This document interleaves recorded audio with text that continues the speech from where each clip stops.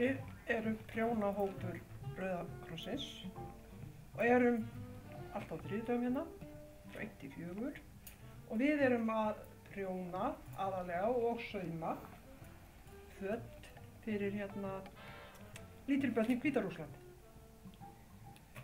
Og við vorum enda við að pakka núna 65 pökkum.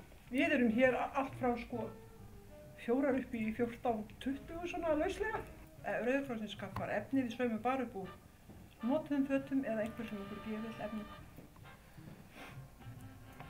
Og svo náttúrulega erum við að prjóna sokka og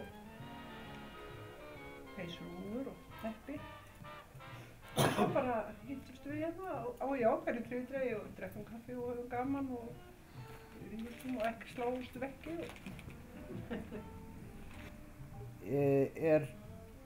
Einhver félög eða verslanir eða eitthvað sem að gefa?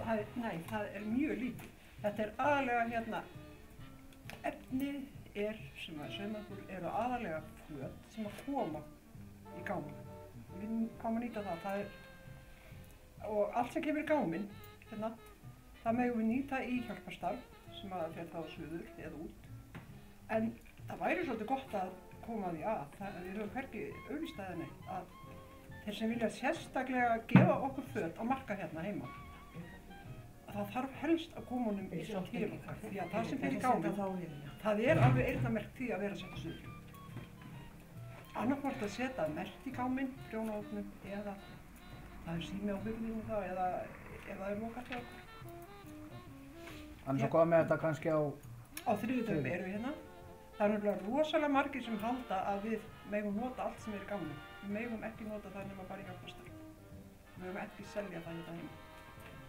Því að við erum markað einu sinni í mánuði og þá fáum við fötin alltaf á sunni. Þannig að fólk sé ekki að sjá sín föt hérna. Svo náttúrulega okkur gefið alls konar, eins og sjá, það kom hérna inn sending á það, alls konar dót sem má selja á markaði hérna. Og við erum að selja bækur, við seljum nánast hvað sem eins og fólk vill gefa. Hvenær eru þessi markaðir? Við reynum að hafa það fyrsta laugardag í mánuði. Það svona nokkurn veginn regla, það þó samt undantekningar, fyrsta laugardag í mánuði. Og við erum alltaf frá 1 til 4 á þriðjudögum.